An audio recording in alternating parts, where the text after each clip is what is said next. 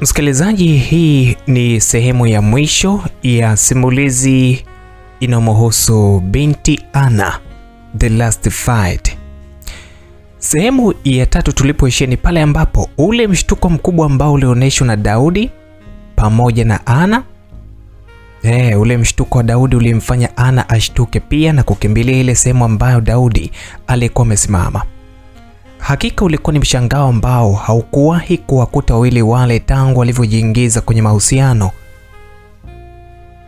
Ile ndoo kubwa ilikuwa imejaa noti za shilingi 10,000. Hali hiyo ndio ilifanya Daudi na Anna washituke kwa mshangao wa furaha sana. Na hata walivyofungua zile ndoo kubwa 9 walikuta nazo zimejaa noti nyingi sana. Furaha waliokuwa nayo Daudi na Anna ilikuwa haielezeki hata kidogo. Waliona kabisa kwamba wameshauaga masikini kwa kiasi kikubwa. Hakika siku hiyo walikuwa wamepata pesa nyingi sana. Baada ya wiki moja kupita, Daudi na mpenzi wake Anna waliamua kuhama kutoka Bagamoyo kuhamia Zanzibar. Na huko Zanzibar waliishi kwenye jumba la kifahari ambalo walikuwa wamelikodi. Pesa hazikuwa tatizo tena kwao. Daudi alionekana kwenye muonekano mpya kabisa. Alivutia kuanzia mavazi aliyokuwa amevaa hadi sura na muonekano wake. Na kama ujuavyo, kwa mtu mwenye pesa wanawake huwa hawaishiwi vishawishi kujigonga kwake. Daudi kwa kuwa alikuwa na pesa za kutosha alizokuwa amezipata kwa nguvu za giza, hakusita kuwatumia wale wanawake waliokuwa wanamtaka kimapenzi, ila alifanya yale mambo kwa siri sana pasi Anna kuweza kufahamu chochote. Anna aliweza kuzidisha upendo kwa Daudi. Alimpenda kuliko wanaume wote duniani. Pamoja na maisha mazuri waliokuwa nayo, lakini kulikuwa na jambo moja tu ambalo lilikuwa linamkosesha amani Anna. Alikuwa jambo lingine zaidi ya lile la yule mwanamke shetani wa Kipemba ambaye alipata kumwona siku kadhaa zilizopita katika mji wa Bagamoyo kule zahanati ambako alikuwa amelazwa. Anna alionekana kuitesa nafsi yake kwa mawazo. Huyu jini pia alikuwa anaendelea kumtesa kiakili na kimwili. Kila siku ile sauti yake iliyokuwa inasema kwamba nafsi yangu iishi na wewe milele ilizidi kumtokea Anna. Anna alijaribu kumweleza tena Daudi kuhusu Hajra, lakini Daudi hakuamini hata kidogo kwamba kunaweza kukaa kuna mauzauza kama hayo. Wakiwa kwenye jumba lao la kifahari ndani ya mji wa Bagamoyo, usiku Anna aliweza kubanwa na mkojo, yani ile short call. Akaamua kuamka ili aweze kwenda chooni akajisaidia. Alijivutavuta huku akiwa na lepe la usingizi hadi kule chooni. Aliwasha taa akaingia chooni na kuanza kujisaidia pale. Ila alishangaa ghafla ile taa chooni inazima na kuwaka. Alihisi kwamba huenda kuna hitilafu ya umeme. Hivyo aliweza kusitisha zoezi lake la kujisaidia pale na kwenda kuwasha ile taa tena ambayo ilikuwa inazingua, yani ilikuwa inawaka na kuzima. Lakini safari hii taa iliweza kuwaka. Baada ya kuwaka alikutana uso kwa uso na Hajra Shwaitain kule chooni. Hajra alionekana kuwa na huzuni kubwa sana huku machozi yakiweza kumtiririka. Anna alipiga kelele za kuomba msaada kwa Daudi, lakini sauti haikutoka kabisa. Alitamani kukimbia kutoka kule chooni, lakini nguvu ziliweza kumwishia kabisa. Akabaki amesimama akimwangalia Hajra kama mtu aliye paralyze. Mwili wa Hajra ulianza kugawanyika vipande viwili. Kipande kimoja kilikuwa kwenye muundo wa kivuli cha Hajra, ila kipande kingine kilikuwa na mwili wa Hajra. Kivuli cha Hajra kilijisogeza hatua 2 mbele, kisha ule mwili wake ukaanguka chini na kutoweka huku ukilia kwa sauti kali sana. Kile kivuli cha Hajra kilijisogeza taratibu kikamwingia Anna. Baada ya lile tukio kutokea, Anna hakuelewa ni kitu gani ambacho kilikuwa kinaendelea pale. Alikuwa ni kama msichana aliyepoteza akili zake. Anna alimalizia kujisaidia pale, kisha akarudi kitandani kuendelea kupumzika na mpenzi wake Daudi. Lile kusudi la Hajra kuwa Anna lazima aishi na kivuli chake lilikuwa tayari limekamilika. Anna hakuwa tena kama Anna yule tuliyekuwa tunamfahamu, bali alikuwa ni Anna aliyekuwa anaishi katika kivuli cha Hajra, yani kama Hajra amemconvince Anna. Hajra Shuaitine. Huyu alikuwa ni miongoni mwa mashetani ambao walitumwa duniani kuja kutenda maovu. Kazi yake kubwa ilikuwa ni kuwaua wagonjwa na kuchukua damu zao kupeleka huko kuzimu. Kama ambavyo alikuwa anafanya hivyo, na vitu hivi vilikuwa vinapelekwa moja kwa moja kwenye jamii yake ya kishetani ambayo makazi yao makuu yalikuwa ni chini ya bahari. Kawaida jamii ya mashetani ambayo Hajra alizaliwa ilikuwa inaishi miaka 100 tu. Baada ya hapo, hiyo miaka 100 ilikuwa ni lazima ife, yani lazima ufe. Na utamaduni wa ile jamii ya Hajra ilikuwa ni sheria ya kwamba siku ukifa lazima umwache kivuli wako au kivuli chako cha mwanadamu yeyote ule duniani ambaye amegundua siri zako, au yule mwanadamu ambaye kivuli chako kitampenda. Ndio maana Hajra kipindi anakufa kivuli chake kilimchagua Ana, kwa sababu ndiye aliyeshuhudia mambo ambayo Hajra aliyatenda kule zahanati ndani ya mji wa Bagamoyo. Kile kivuli cha Hajra kiliendelea kuishi kwenye mwili wa Ana bila hata Ana mwenyewe kujitambua vizuri. Baby, mimi Zanzibar nimepachoka, aliongea Ana huku akiwa amejilaza kwenye kifua cha Daudi. Na kusikiliza wewe malkia wangu, popote unapotaka tutaenda, kama pesa ipo ya kutosha sana. Daudi alimjibu Ana kwa upole sana. Ana alichagua kuhamia nje ya nchi ya Tanzania, na nchi hiyo aliichagua ni Afrika Kusini, ndiyo sehemu ambayo Ana aliweza kuichagua. Taratibu za passport na visa ziliweza kutayarishwa hadi ikakamilika, kisha safari kuelekea South Africa ilianza mara moja. Waliweza kusafiri na kufika kwa amani South Africa bila kupata matatizo yote yale njiani. Nchi ya Afrika Kusini ilikuwa ni miongoni mwa nchi zilizobarikiwa kuwa na maendeleo makubwa sana. Miundombinu ya nchi ilikuwa imejengeka vizuri, ukianzia kwenye maghorofa hadi barabara. Uzuri wa nchi ya Afrika Kusini ulipendezeshwa zaidi na watalii wa kigeni waliokuwa wanatoka sehemu mbalimbali duniani, hususan bara la Ulaya. Johannesburg ndio mji uliokuwa unaongoza kwa maendeleo kupita miji yote iliyokuwa inapatikana ndani ya nchi ya South Africa. Hivyo kila mgeni alikuwa anapenda kufika kwenye mji huo ili aweze kufaidi mambo mazuri yaliyokuwa yanapatikana sehemu hiyo. Ndani ya Johannesburg kulikuwa na mahoteli makubwa tena ya kuvutia. Hoteli za nyota ya 5 zilikuwa zinapatikana kwenye mji huo, yani hadhi ya 5 star. Hakika jiji la Johannesburg lilikuwa ni jiji lenye maraha sana, yani kama ukienda Marekani ukafikia Los Angeles ama California. Daudi na Ana walifika kwenye hoteli moja kubwa sana ambayo ilikuwa na hadhi ya nyota 5. Gharama za ile hoteli zilikuwa zipo juu sana, ila kwa Daudi, kwa utajiri ambao alikuwa nao kwa kipindi hicho, haikuonekana kuwa tatizo kulipa hizo gharama. Kama pesa alikuwa nayo hadi akawa anashindwa aitume vipi. Daudi aliweza kulipa pesa kukaa ndani ya ile hoteli kwa mwezi mmoja, huku akiwa na lengo la kufuatilia masuala ya kununua nyumba kwenye mji ule ule wa Johannesburg.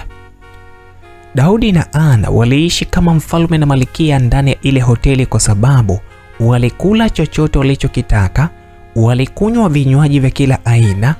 Maisha waliokuwa naishi wawili hao yalikuwa ni maisha ambayo masikini yeyote yule alitamani siku moja aweze kuyaishi maisha hayo ya kifahari. Baada mwezi mmoja kupita, Daudi na Ana walihamia kwenye nyumba yao waliokuwa wamenunua kwa bei kubwa sana, kwa bei ghali. Ile nyumba walioinunua ilikuwa ni nyumba ya ghorofa moja iliyozungukwa na fence kubwa ya umeme, electric fence. Ana hakukumbuka tena shida ambazo zilimpata kipindi huko mdogo huko Vatania. Ana akawa anafaidi mema ya nchi ya Afrika Kusini, lakini Ana hakuweza kujitambua kuwa alikuwa anaishi na kivuli cha Hajra Shuaitine, kivuli ambacho kipo kwa ajili ya kueneza roho za umauti, kivuli ambacho kitaleta kilio na majuto makubwa sana miongoni mwa nafsi ambazo zilizojisahau na kutotambua kwamba zinaenenda wapi. Maisha ya Daudi na mpenzi wake Ana aliendelea vizuri bila shida yoyote ndani ya ile nyumba waliokuwa wameinunua nchini Afrika Kusini. Pesa za kishetani alizokuwa anazimiliki Daudi ziliweza kumwezesha kuanzisha miradi mingi ndani ya ile nchi ya Afrika Kusini, nchi ya wazuru. Miradi ambayo Daudi alianzisha ilikuwa inahusisha na vitengo mbalimbali Baadhi ya miradi ilikuwa inahusisha maduka makubwa ya kuuza vitu mbalimbali kama vile nguo na vipodozi vya wanawake. Pia Daudi alifungua sheri kubwa sana za mafuta zisizopungua 50. Jina la Daudi lilionekana kuwa gumzo ndani ya Afrika Kusini. Wengi walikuwa wanamuita King David, yaani Mfalme Daudi. Sifa zake zilienea kusikika kila pande za nchi ya Afrika Kusini. Baada ya mwaka mmoja kupita, Daudi na Anna waliamua kuomba uraia nchini Afrika Kusini na kuisahau nchi ya Tanzania. Kwa kuwa walikuwa na pesa za kutosha, hawakupata ugumu wowote wa kupata kibali kutoka uhamiaji kuwa raia halali wa Afrika Kusini. Hii iliweza kuwapa mashaka kwamba siku moja labda wangelikuja kubaguliwa na wale wenyeji wa Afrika Kusini na kuambiwa kwamba wao ni wageni. Waliweza kuwahonga watu waliokuwa wanahusika na vitengo vya uhamiaji. Hivyo zoezi la kuhalalisha kwa raia halali wa nchi ya Afrika Kusini alikuchukua muda mrefu sana. Anna naye hakuwa nyuma sana, kwani miradi yote ya maduka na vipodozi ilikuwa chini yake. Yeye ndiye ambaye alikuwa mmiliki au aliyekuwa na mamlaka kuendesha ile miradi yote ya maduka vipodozi. Daudi alimpatia Anna mamlaka kuendesha ile miradi ya maduka vipodozi kwa sababu alikuwa anampenda sana mke wake. Hivyo umaarufu pamoja na utajiri uliokuwa nao wakina Daudi na Anna uliweza kuwafanya wawe watu ambao ni mashuhuri sana nchini Afrika Kusini. Lakini hakuna hata mtu mmoja aliyegundua kuwa ule utajiri wa Daudi na Anna ulikuwa na utajiri wa kishetani. Siku moja Daudi na mpenzi wake Anna waliamua kwenda kula maisha raha na starehe ndani ya viunga vya Cape Town. Mpenzi, unapaonaje hapa? Ina maana kwamba umepapenda? Daudi akiwa ameketi kwenye ukingo wa swimming pool alimuuliza Anna. Anna ambaye muda huo alikuwa pembezoni mwa swimming pool akijipumzisha baada ya kuogelea kwa muda mrefu. Daudi, mimi nimepapenda sana my darling. Hakika hii sehemu ni nzuri sana. Ingia ndani ya swimming pool basi tuogelee wote basi baby. Anna alimjibu Daudi huku akimshikilia mikono yake kumsogeza ndani ya swimming pool ili waweze kuogelea pamoja. Daudi ilibidi aingie kwenye swimming pool na kuanza kuogelea pamoja na mpenzi wake. Ile sehemu ambayo walikuwa wameenda kula raha haikuwa sehemu nyingine, bali ilikuwa ni sehemu ambayo ni maarufu sana nchini Afrika Kusini kwa mambo ya kuponda, raha na starehe. Hivyo hata watu waliokuwa wanahudhuria ile sehemu yote walikuwa ni watu wazito ambao ni vibopa, yani watu ambao walikuwa na pesa zao. Wakiwa kwenye swimming pool, Daudi na Anna waliogelea kwa pamoja, wakawa wanafanya hadi vitu ambavyo vilikuwa vinatakiwa vifanyike chumbani huko. Hawakuweza kuhofia kitu chochote kwa sababu ndani ile swimming pool walikuwepo wao wawili tu. Na kingine kilichowapa ujasiri kufanya vile vitu ni kwamba walikuwa wameikodi ile sehemu ya kula raha za dunia peke yao. Hivyo siku hii walikuwa na uhuru wa kufanya mambo yote ya kijinga ambao walikuwa wanapenda wao, mambo ya faragha. Watu pekee walioruhusiwa kuwepo pale kwenye lile eneo walilolikodi walikuwa ni wahudumu wa chakula tu na vinywaji pamoja na walinzi kwa ajili ya kuhakikisha kwamba usalama wao unakuwa katika hali nzuri. Jamani Daudi, twende chumbani bwana. Hapa kwenye maji sipo huru, aliongea Anna kwa sauti ya kudeka baada ya kuona Daudi amekazania kufanya mambo yake pale kujipakulia chakula yeye mwenyewe. Ilibidi wawili hao waokotane moja kwa moja hadi kwenye moja ya chumba kilichokuwa kinapatikana maeneo yale ili wakafarijiane. Na siku hiyo Daudi alionekana ni mtu ambaye alikuwa na hamu sana kuweza kupakua chakula chake mwenyewe kama sio kujiwekea kachumbali tamu. Ulipofika chumbani alianza kumparamia Anna kwa fujo kweli kana kwamba ndio ilikuwa mara yake ya kwanza nakutana naye. Haikujulikana ile staili ama matamanio ya kula kile chakula litoka wapi kwa Daudi. Na Anna, yani kama vile ni siku ya kwanza kumuona machoni mwake, kwa sababu kama kulala na Anna, mbona alishafanya hivyo? Baby, mbona leo unapupa hivyo jamani Daudi? Kwani umekuaje eti? Yani unakulaje chakula kabla hujanawa mikono eti? Ilibidi Anna aweze kulalamika baada ya kuona Daudi amekuwa na papara kweli. Daudi hakuyasikiliza maneno ya Anna hata kidogo. Yeye aliendelea kumuingilia tu na kunawa haraka ili aweze kula chakula kwa pupa. We Daudi, unaniumiza ujue. Safari hii Anna aliongea kwa sauti kali na kujichomoa kutoka kwa Daudi pale. Mara ghafla baada ya Ana kusogea pembeni, alikamata chuma lililokuwa refu kiasi akashikilia mkononi akisawasawa, akamwambia, "Oya, ukisogea nitakubonda nalo hapa." Basi ile hali iliweza kumshtua Daudi, akawa anataka kukimbia.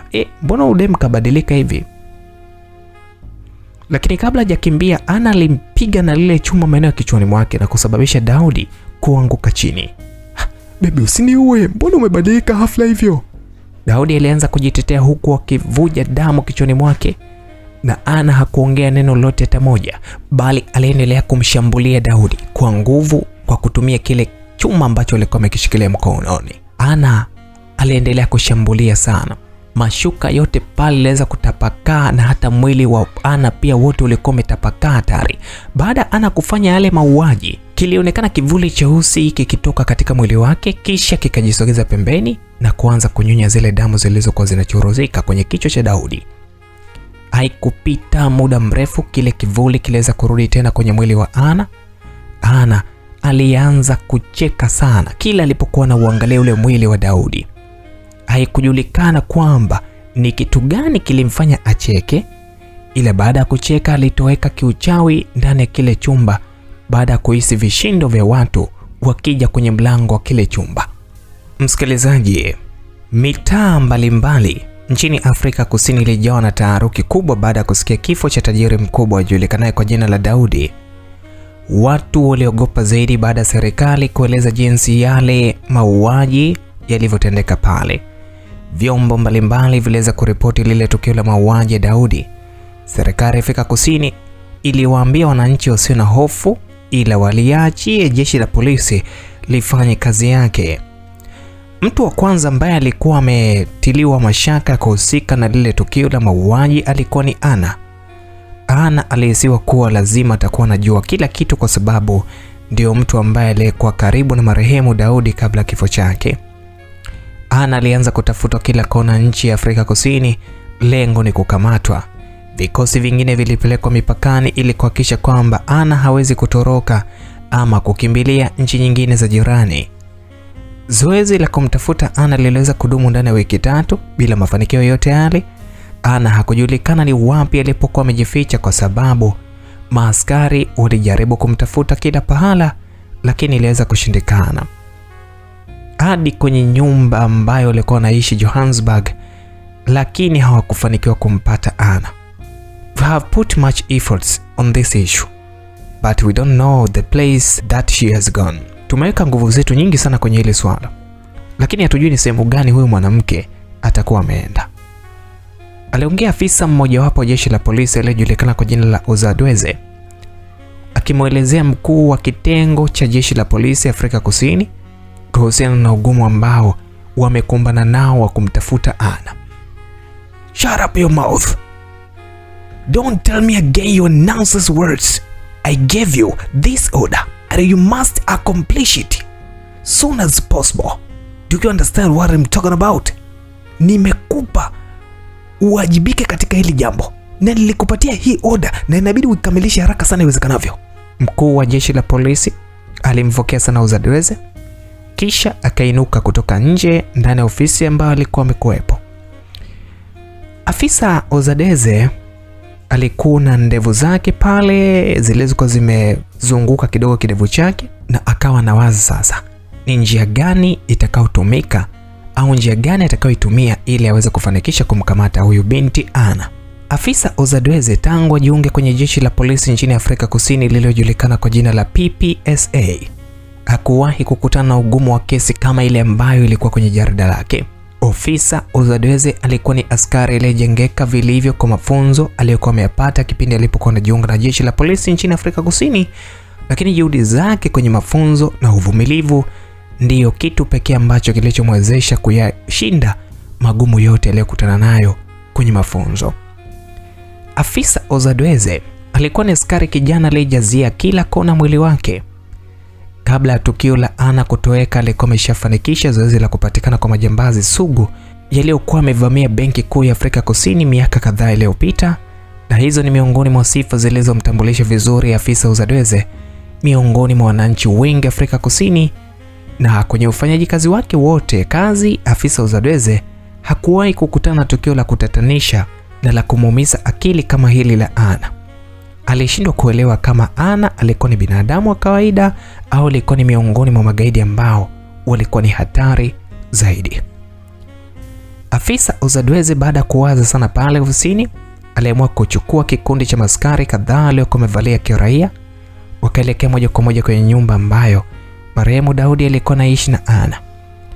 Afisa Uzadweze aliamua kurudi kwenye ile nyumba ili kufanya uchunguzi yakinifu wa kina kwa mara nyingine tena.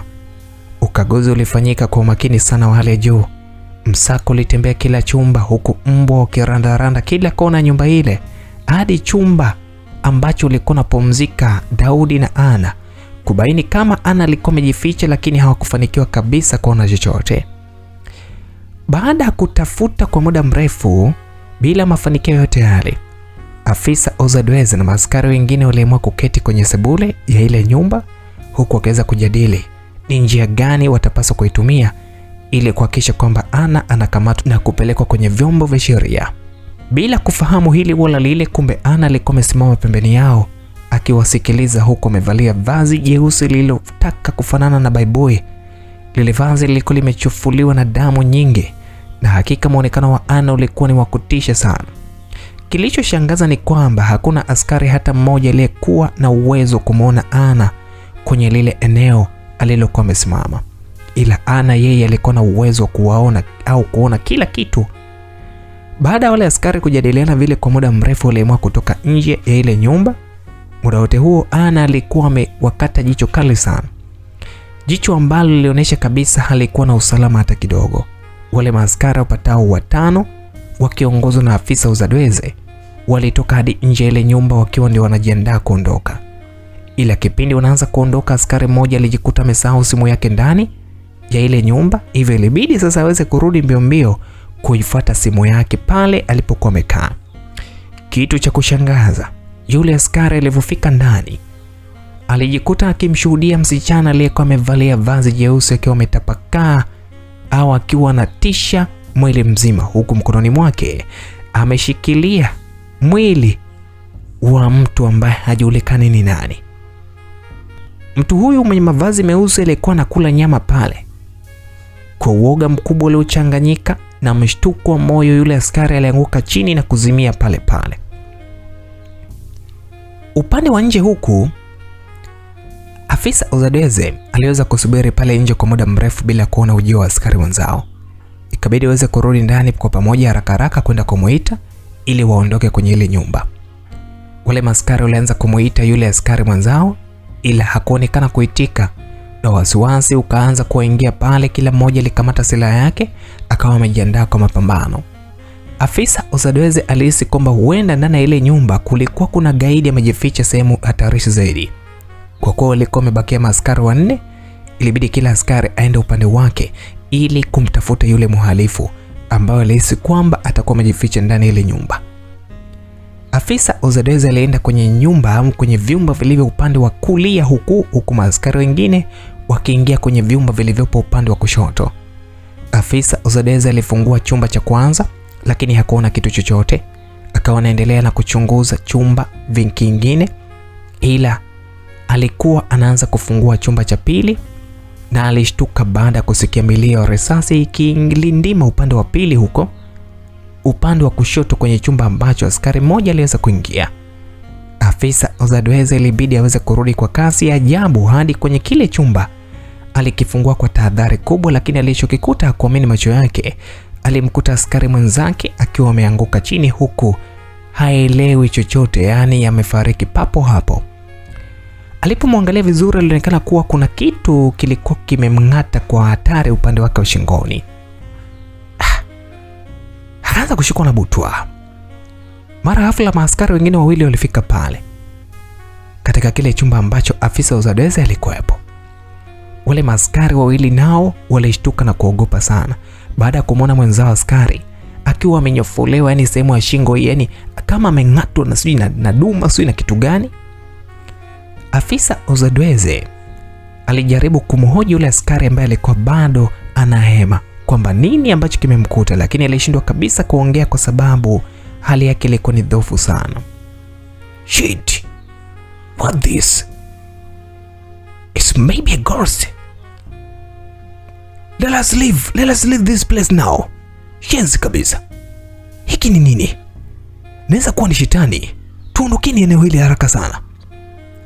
Aliongea kwa hasira afisa Uzadweze baada ya kuona askari wake wawili wameingia matatizoni. Askari mmoja alikuwa ameshapotea kwenye mazingira kutatanisha na askari mwingine alikuwa ndio yupo mahututi pale chini. Ilibidi afisa Uzadweze na wenzake wawili wasaidizane kumnyanyua yule askari waliyekuja naye ili wamkimbize hospitali haraka sana. Kweli walifanikiwa kumnyanyua, lakini ulipofika mlangoni tu zoezi lilikuwa ni gumu sana. Walikuta mlango umejiloki. Kila walipokuwa wanajitahidi kufungua ule mlango haufunguki. Walijaribu kupiga mateke, kupiga risasi, lakini haikuwezekana. Afisa Uzadweze alijaribu kupiga kile kitasa cha mlango kwa risasi zaidi na zaidi, hata kutumia kitako cha bunduki, lakini bado zoezi lilikuwa ni gumu sana. Hapo ndipo afisa Uzadweze akawa ameamini kuwa hawakuwa wanapambana na mtu wa kawaida, bali walikuwa wameingia kwenye mtego wa shetani. Baada ya mlango kugoma kufunguka, ilibidi wapige simu makao makuu ya jeshi la polisi PPSA ili wapate msaada zaidi wa kuchunguza. Lakini cha kushangaza, mawasiliano yalikuwa hapatikani kabisa. Yani yule ndani network ilikuwa hakuna. Emergency. Ilibidi wabakie ndani ya ile nyumba ambayo ilionekana sio salama kwa sababu hawakuweza kutoka nje tena. Usiku uliwakuta pale wamebakia na afisa Uzadweze hadi inatimia saa 5. Hali ilikuwa ni shwari, lakini ilivyofika saa 7 usiku hali ya ile nyumba ilionekana kuanza kubadilika sana. Taa zilikuwa zinajizima, zinajiwasha. Vitu vilikuwa vinasikika vikianguka kana kwamba kulikuwa kuna mtu aliyekuwa anapika au anapanga panga. Ina baozo piara usasavula. Vijana kuweni makini sana. Kila mtu ajiandae kivyake. Mkizembea mtakufa. Afisa Uzadweze aliwaambia maskari wenzake wale wawili kwa Kizuru, huku kila mmoja akijiweka sawa kukabiliana na hiyo hatari ambayo itakayojitokeza mbele yao. Kipindi wanajificha nyuma ya kochi, taa zilizima nyumba nzima, ila zilivyowaka walijikuta wapo maaskari wawili tu. Askari mmoja hajulikani wapi ameenda eti. Oh my god.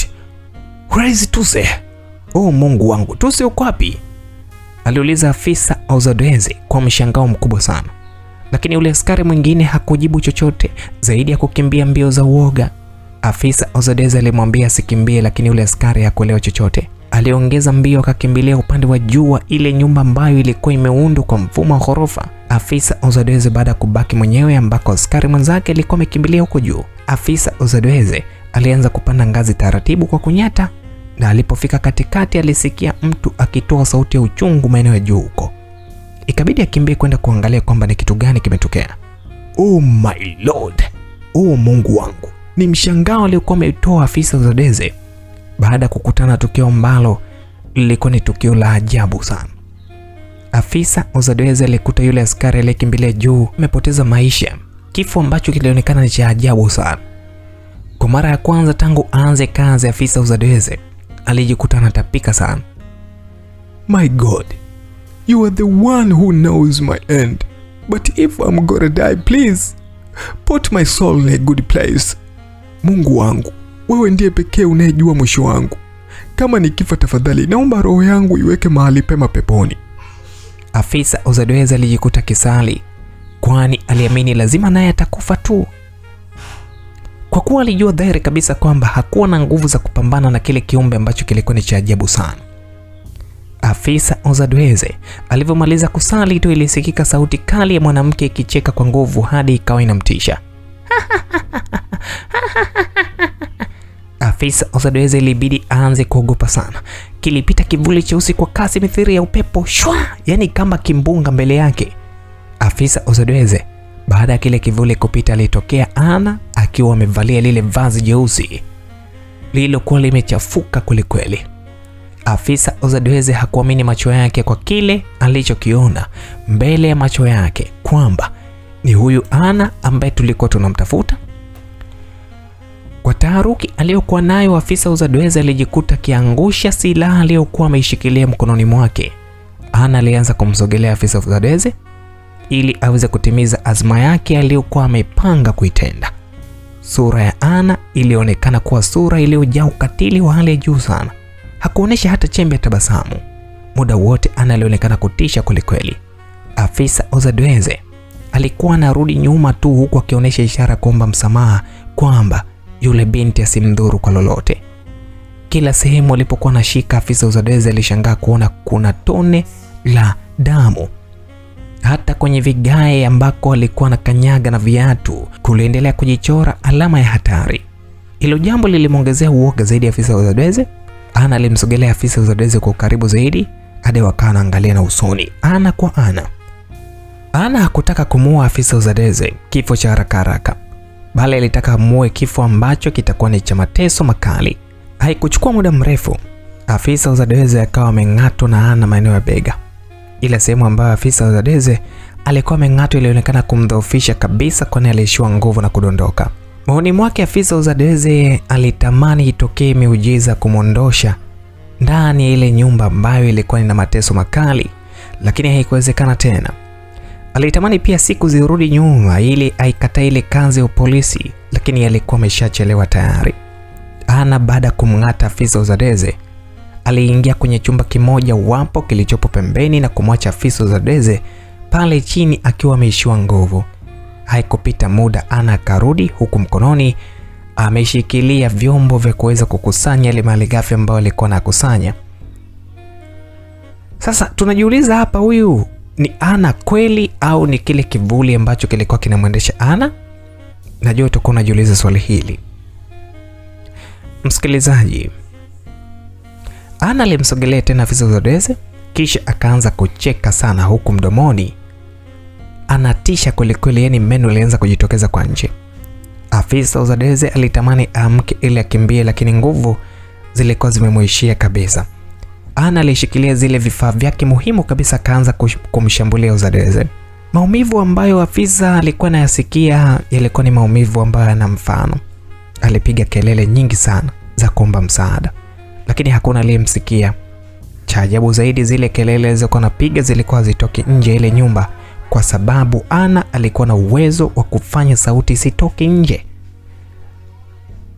Ilikuwa ni hatari zaidi ya hatari kwa afisa huyu Uzadweze ambaye aliaminiwa sana na jeshi la polisi. Ana alivyomaliza kufanya ile majukumu yake, siku hiyo afisa Uzadweze alilia kama mtoto mdogo. Uvumilivu ulimshinda, huku akaanza kuharagara pale chini, huku maumivu akimshambulia. Maumivu ambayo afisa Uzadweze alikuwa na yahisi alifanya hata uchovu aliokuwa nao mwishie. Afisa Uzadweze alikuwa akilia sana kama mtoto alipokuwa anaangalia maisha yake yanafikia ukingoni na anaiacha familia yake. Familia yake ambayo ilikuwa na matumaini makubwa kwamba kupitia mapambano yake wangeweza kuishi vizuri kwa furaha. Muda huo Ana alikuwa atamaniki, mwili wake wote ulikuwa umechafukwa. Yani alikuwa atamaniki kama vampire, si nsuka sijui. Ana alionekana kupenda sana kile kinywaji cha asili ambacho kinapatikana kwenye mwili wa binadamu. Ana hakuishi hapo tu, kwa sababu alipanga kabisa kumtoesha duniani Uzadweze, yani amcharange kama kuku. Lakini kabla ya kufanya hivyo, Ana alichuchumaa akaanza kumbusu afisa Uzadweze mdomoni, huku akicheka. Muda wote wa afisa Uzadweze alikuwa akiweseka tu kama mtu ambaye alikuwa anataka kukata roho, lakini kwa bahati nzuri kipindi anaweseka aliweza kuikamata cheni ambayo ilikuwa ipo shingoni mwa Ana. Haikuwa cheni nyingine, bali ilikuwa ni cheni ambayo Ana alipewa nchini Tanzania kama kumbukumbu kipindi yupo na yule mzungu Chase, yule mwanajeshi wa Marekani. Baada ya afisa Uzadweze kushika ile cheni, kuna mabadiliko makubwa sana yalitokea upande wa Ana. Taharuki iliongezeka kwenye ile nyumba, sio kwa afisa Uzadweze tu aliyekuwa amejeruhiwa vikali, bali wote wawili walikuwa kwenye taharuki kubwa kulikweli. Ile cheni ambayo kuonekana kuwa cheni ya kawaida, bali ilionekana kuwa cheni iliyokuwa na maajabu makali. Ndio maana kama unakumbuka kipindi Ana yupo mdogo kwenye lile tukio au kwenye kile kituo cha Kids UNICEF, kuna kipindi marehemu Sister Joy alitaka kuishika ile cheni, ila alipigwa na shoti kali. hali iliyomfanya ashindwe kuishika ile cheni. Sasa kipindi cha nyuma ile cheni ilikuwa inavaliwa na mwanajeshi mmoja aliyetokea Marekani, mwanajeshi aliyetumwa nchini Vatania kwenda kulinda amani miaka mingi iliyopita. Asili ile cheni mwanajeshi mwenyewe hakuwa mwingine bali alikuwa ni Scheiss. Ile cheni ilikuwa ina maana kubwa sana kwa Scheiss, kwani ndio ambayo ilikuwa inamwezesha yeye kukabiliana na wanajeshi waasi waliokuwa wanatumia uchawi nchini Vatania. Ile cheni ilikuwa imetengenezwa kwa silver, ila katikati yake kulikuwa kuna kama kiboksi kidogo sana kilichokuwa kimewekwa kama urembo. Sasa kile kiboksi kwenye ile cheni kilikuwa kina kitufe fulani cha kubonyeza. Hicho kitufe kwenye ile cheni ndicho kitufe ambacho kilikuwa kina maana halisi ile cheni. Haikuwa rahisi kwa mtu asiye na uelewa kuweza kutambua uwezo wa ile cheni. Kipindi Scheiss alipochaguliwa na jeshi la Marekani kuja kulinda amani nchini Kongo, bibi yake ndiye aliyemkabidhi ile cheni kwa lengo la kumlinda, na alimwambia kama kihisi hatari yote ile basi abonyeze kile kitufe kilichopo kwenye cheni ili aweze kupambana na roho za kishetani ambazo zinaweza kumdhuru. Bibi yake Scheiss alifanya vile kwa kuwa aliamini Afrika ni bara ambalo linasifika kwa uchawi, hivyo alihofia sana ile cheni, ama alihofia sana maisha mjukuu wake kupata matatizo. Hiyo ndio ilikuwa maana halisi ile cheni, na ndio maana Scheiss alipokuwa anarudi Marekani aliamua kumkabidhi Anna ile cheni kama kumbukumbu ya kumkumbuka. Lakini kosa lililofanya Scheiss ni kwamba kipindi anamkabidhi Anna ile cheni hakuwahi kumwambia uhalisia wa ile cheni. Hivyo Anna alikuwa naivaa tu kama chini ya kawaida au kama chini ya urembo, lakini ilikuwa na mambo yake. Basi afisa uzadwezi alivyokamata ile cheni ya Anna alikuwa amekibonyeza kile kitufe cha cheni. Kwa bahati mbaya hali ya Anna ilibadilika hafla sana. Ghafla akaanza kujipigiza kwenye ukuta huku akitoa sauti za maumivu makali. Ile hali ya Anna ilimshangaza afisa uzadwezi ambaye alikuwa mahututi akiwezeka chini pale kwa sababu ya maumivu makali. Anna alijipigiza kwa muda mrefu huku akiendelea kutoa sauti za ajabu kama vile ni nyoka anayeungua, sauti ambazo ilikuwa zijulikani ni za kiumbe wa aina gani. Baada ya kujipigiza ukutani kwa muda mrefu, Anna alianguka chini, kisha moshi mweusi ukaanza kumtoka sehemu mbalimbali za mwili wake zilizokuwa wazi. Ule moshi ulitoka ukajikusanya sehemu moja, ukaunda kivuli cheusi kikubwa kilichokuwa na mwili wa mwanamke. Kile kivuli kiliongea maneno yasiyoeleweka yenye lafudhi ya Kipemba na kutoweka ndani ya ile nyumba. Baada ya kile kivuli kutoweka, Anna alianza kujishangaa. Alikuwa anajiogopa sana kwa kujihisi kwamba sio yeye. Ule uchafu ule utapakaa mwilini mwake ulianza kumtisha mwenyewe. Mbaya zaidi alivyoangalia mbele yake na kumwona mtu ameharibika pale chini, ameshambuliwa kweli, ndipo uoga ulipoanza kumwingia. Anna akawa anatetemeka huku akiwa ni kama mwanamke aliyepigwa na bumbuazi. Anna alionekana kuwa muoga, ile roho ya kikatili hakuwa nayo tena. Ilibidi aanze kukimbia kutoka ndani ya kile chumba, kwani alihisi kwamba yupo kwenye chumba cha kuchinjia ng'ombe au chumba cha aina gani, yani kwa sababu ya harufu ile ambayo ilikuwa inasikika mule ndani. Anna alikimbia kwa kasi hadi nje ya ile nyumba, kisha katapika sana kwa sababu yale matukio ambayo alikuwa ameyaona ilikuwa ni matukio ya ajabu sana. Kwa bahati mbaya hakujua kwamba yeye ndiye ambaye alikuwa anatenda hayo mauaji. Anna alihisi kwamba huenda kuna watu wengine ndio wamefanya ule ukatili, ila kiukweli ni kwamba kile kivuli cha Hajra Shwetain ambacho kilikuwa kimemwingia Anna ndio kilikuwa kimemwamuru kufanya yale yote ambayo kilikuwa kinafanya. Ndio maana kile kivuli kilivyoondoka tu, Anna aliweza kurudia na ufahamu zake za kawaida. Na sasa ilikuwa imetimia saa 9 usiku, giza likiwa ni la kutisha. Anna alikuwa katoka nje ya fence ili atafute sehemu ya kwenda kujificha, kwa sababu yale matukio ya mauaji yalimkumbusha nchini Vatania. Hivyo alihisi kama yupo kwenye ile vita. Uzuri wa nchi ya Afrika Kusini ni kwamba ikifika usiku kila raia wa nchi hiyo, yani huwa anakuwa nyumbani kwake tu au sehemu maalumu. Yaweza kuwa ni hotelini au kwenye kumbi za disco, yani huwezi kukuta mtu raiani anatembea ovyo. Ni nchi ambazo watu wako makini sana. Kwa hiyo ni nadra sana kukuta raia wa Afrika Kusini akiwa anatembea usiku mitaani, otherwise magari tu. Hilo ndio jambo pekee lililomsaidia Anna, kwa sababu kipindi anatembea ule usiku hakuweza kukutana na raia yote ule. Ana alijitahidi kutembea kwa kasi. Alitembea kwa masaa 4 hadi akatokea kwenye eneo ambalo kulikuwa kuna msitu mkubwa wa hifadhi ya serikali ya Afrika Kusini. Katikati ya ule msitu kulikuwa na barabara iliyokuwa inakatiza. Ilibidi Ana ajifiche ndani ya ule msitu ambao ulikuwa unalindwa na wanajeshi waliobobea kwenye mambo ya msitu. Baada ya afisa Uzadweze na maskari wake kutoripoti kituoni, kwa upande wao mkuu wa kitengo cha jeshi la polisi alipata wasiwasi, akaamua kufanya uchunguzi wa kina. Kwa bahati nzuri waliweza kufika kwenye ile nyumba ya marehemu Daudi na kukuta hali sio shwari. Pia walimkuta afisa Uzadweze akiwa mahututi na waliweza kumkimbiza hospitali kwa ajili ya matibabu. Baada ya uchunguzi wa kina, ushahidi wote ulionyesha kuwa mke wa Daudi, Ana, ndiye aliyekuwa amehusika na vile vitendo vibaya pamoja na tukio la kuweza kumshambulia afisa Uzadweze mwili wake. Taarifa zilienea mitaani, jina la Ana likawa limeingizwa kwenye orodha kitabu cha magaidi hatari ambao unahitajika wakamatwe wakiwa hai au wamekufa na serikali ya Afrika Kusini.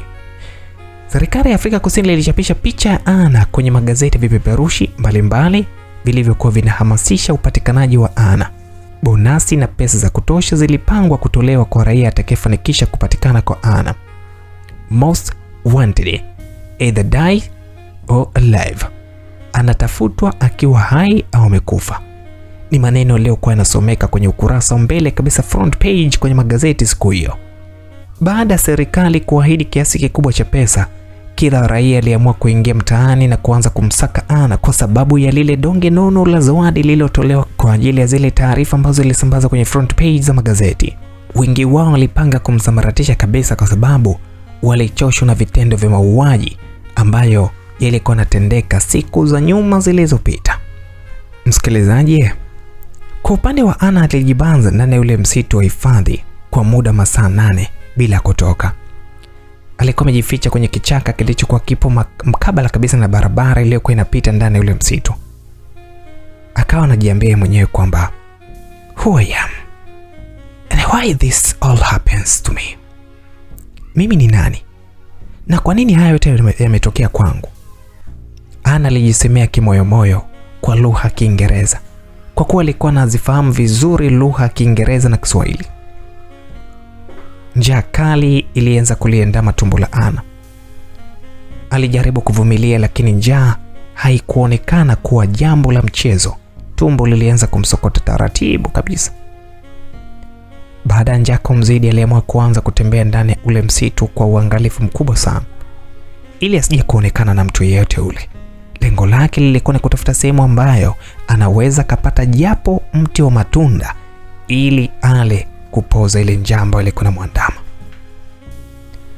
Kichwani mwake Ana alikuwa na waza ni vipi ataondoka ndani ya nchi ya Afrika Kusini na kurudi Tanzania, kwa maana hali ya South Africa ilikuwa ikionekana kumwendea kombo. Kwenye kila mtaa wa nchi ya Afrika Kusini hali ilikuwa ni imepamba moto. Kila raia alikuwa bize kumsaka Ana huku na kule kama anaweza kubahatika kumuona ili donge nono liwe la kwake. Yaani kama mchezo wa kubahatisha hivi, bahati nasibu, betting. Jeshi la polisi nalo alikuwa nyuma, lilikuwa linafanya msako mkali, nyumba kwa nyumba, mtaa kwa mtaa, wakiwa na lengo la kutafuta ni wapi Ana alikuwa amejificha. Japokuwa anasemaga kwamba serikali haiamini uchawi, lakini jeshi la polisi nchini Afrika Kusini liliamua kuchukua baadhi ya wataalamu wa kijadi ili kuweza kufanikisha upatikanaji wa Ana. Siku 3 zilipita bila Ana kupatikana. Kama kutafuta tu, basi jeshi la polisi liliweza kutafuta kila kona. Waliingia hadi makanisani, misikitini kutafuta, lakini hawakufanikisha kumuona Ana. Baadhi ya raia wakaanza kukata tamaa juu ya lile zoezi la kumtafuta Ana, lakini jeshi la polisi na raia wenye uchu wa pesa hawakukata tamaa. Waliendelea kutafuta usiku na mchana. Pesa kweli mwanaharamu. Huwezi kuamini, kwa sababu kuna baadhi ya raia walikuwa na diriki hadi kutafuta kwenye chemba za choo, wakiamini kwamba huenda Ana atakuwa ametumbukiza kwenye chemba hizo za choo. Wale raia hawakujali harufu wala kinyaa cha zile chemba za choo. Wao walikuwa wanawaza zile pesa ambazo serikali ilikuwa imewaahidi kama donge nono la zawadi. kodi ze mvukuki kuwamo foresti. Kwa nini tusiende kumtafuta kule maeneo msituni? Raia mmoja alijiongelesha tu kwa lugha ya Kizuru, akiwahamasisha wenzake waingie kwenye ule msitu wa hifadhi ya serikali. Kikundi cha raia wapatao 50 kilianza safari kuelekea kwenye msitu wa hifadhi ya serikali. Lakini kabla hajafika kwenye ule msitu walikutana na magari ya jeshi la polisi. Mkuu wa kitengo cha jeshi la polisi aliamua kuwakataza kuingia ndani ya ule msitu. Yule mkuu alisema kwamba kazi ya kuingia kwenye ule msitu waliachia jeshi la polisi au mamlaka husika wanaosimamia ile hifadhi. Wale raia hawakuwa na la kufanya, waliamua kurudi mtaani kuendelea na misako yao ya kienyeji. Vikosi mbalimbali vya jeshi la polisi vilikusanywa pamoja, vikaungana na vile vikosi vya wanajeshi wa kulinda hifadhi, wakaanza zoezi la kumsaka Anna ndani ya ule msitu. Lile jeshi la polisi liliamini ya kwamba Anna alikuwa ni gaidi wa kike aliyekamilika kila idara. Hivyo hata wao walikuwa wamejipanga kikamilifu kwa ajili ya kupambana naye. Zoezi la kumsaka Anna ndani ya ule msitu wa hifadhi uliokuwa na ukubwa wa wastani liliendelea takribani kwa masaa 4 bila mafanikio yote yale. Wakati huo Anna hakuwa na taarifa yote ile ya kwamba anatafutwa na kikosi kikubwa cha maskari kiasi kile. Anna alikuwa amelala kwenye kichaka kimoja kilichokuwa kimezungukwa na majani mengi sana na marefu. Sio kwamba alipenda kulala kwenye kile kichaka, no, ila njaa kali na uchovu ndivyo vilivyomfanya alale kwenye kile kichaka. Kwa mbali Anna alisikia kama sauti za watu na mbwa. Ilibidi ajikongoje kujinyanyua pale ili aweze kushuhudia kwamba lile kundi la watu waliokuwa wanaongea ni kina nani. Watu walioonekana mbele yake lilikuwa ni kundi lililovaa mavazi ya kijani yenye madoa ya kaki, huku mikononi wameshikilia bunduki. Anna alitaka waombe msaada wa chakula wale watu, ila roho yake ilisita kwa uoga. Wale watu waliovalia nguo za kijani tena za kaki walikuwa ni miongoni mwa wanajeshi jeshi la polisi lilotumwa kumtafuta Anna.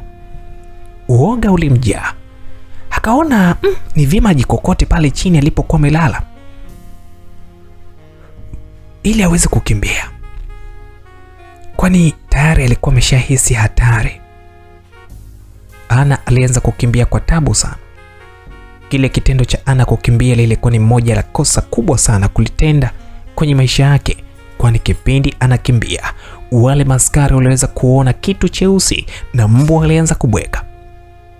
Wale maskari walianza kufukuzia ili wajue ni kitu gani kile, lakini kwa kadri walivyokuwa wanasogea kwa karibu ndipo walipokuwa wanamuona msichana aliyevalia mavazi meusi akijitahidi kukimbia kwa shida. Hands up! Mikono juu! Ni kauli ambayo wale maskari waliongea wakiwa wanamkaribia Anna. Lakini Anna hakusikiliza, akawa anaendelea kukimbia maskini. Mmoja wa wale maskari baada ya kuona Anna amekiuka amri yao, aliamua kurusha risasi zilizotua miguuni. Pale pale Anna alianguka chini kama kifurushi cha mahindi. Kwa bahati mbaya alianguka visiki vya miba ambavyo viliweza kumjeruhi mwili wake vibaya. Wale maskari walifanikiwa kumdhibiti Anna pale chini alipokuwa ameanguka. Simu ilipigwa kwa mkuu wa jeshi la polisi ili aje ashuhudie lile tukio. Haikupita hata muda mrefu mkuu wa jeshi la polisi aliweza kuwasili pale kwenye maeneo au kwenye eneo la tukio. Alivyofika alikuwa amejaa hasira nyingi sana, kwani alipitiliza moja kwa moja hadi pale chini Anna alipokuwa ameanguka, kisha akampiga mateke mengi sana, tena mateke ya nguvu. Haikuishi hapo.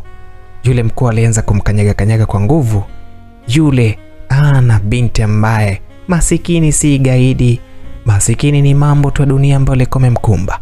Wakati huu Anna alikuwa anagugumia maumivu makali kutokana na lile teke ambalo alikuwa amepigwa usoni. Amri ilitolewa na Anna akafungwa kamba mikononi, kisha akaanza kuvurutwa kuelekea maeneo ambako barabara ilikuwa inakatiza. Anna alijaribu kuongea kwa kujitetea, lakini sauti yake ilikauka na hakuna hata askari mmoja aliyekuwa anamsikiliza. Kila askari alikuwa na hasira zake. Hakika Anna alikuwa anatia huruma sana. Hakuweza kufaidi hata chembe ya raha ya dunia tangu alipokuwa na miaka 9 hadi anafikia umri wa kuitwa msichana mkubwa. Wale maskari walimvuruta Anna kama mzoga hadi walipofika kwenye gari lao, kisha walimfunga Anna kwenye moja defender ya polisi. yalikuwa ni mateso makali ambayo Anna alikuwa anapitia. Lile jeshi la polisi lilikuwa linaimba nyimbo nyingi za kujipongeza kuwa mshindi, kwa ushindi uliokuwa umeupata.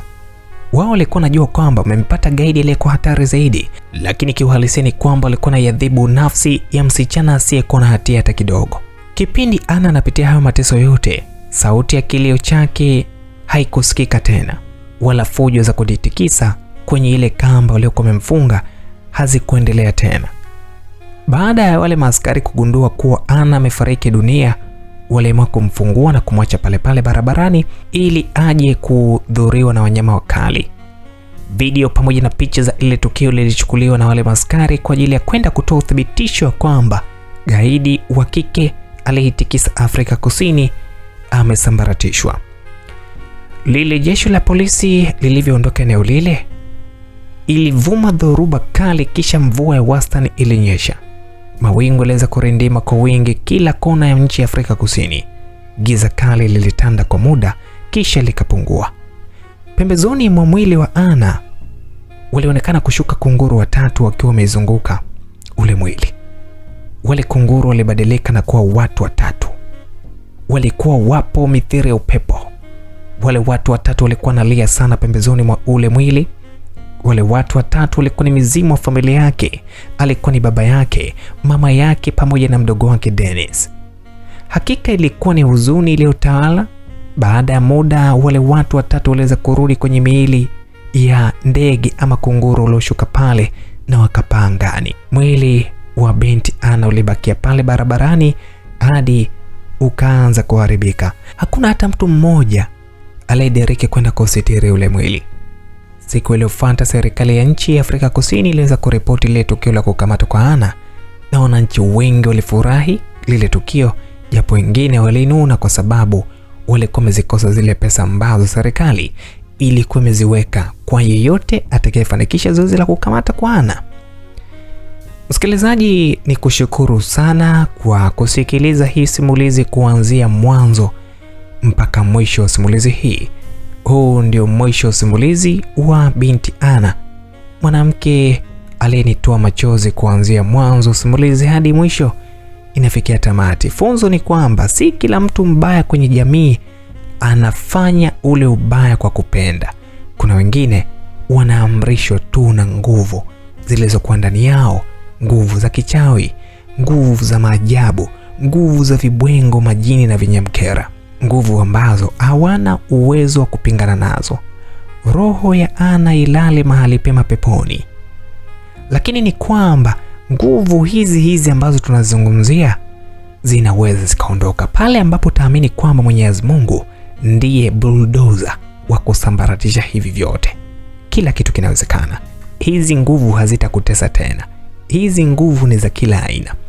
Na kupitia hizi nguvu, imagine msikilizaji, nadhani kama si mwezi wa 7 nitakuandalia hiki kisa cha huyu dada ambaye kunihadithia. Yaani kuna nguvu ambayo ilikuwa ndani yake kwamba kila anapoolewa na mwanamume au kila anapopata mchumba wa kumuoa, lazima atokee maruerue tu, masabaratishi nini na nini. Yule mtu anaweza kaleta barua nyumbani, yani akafanikisha kila jambo la kutaka kumuoa, kufikia hata hatua kutoa mahari.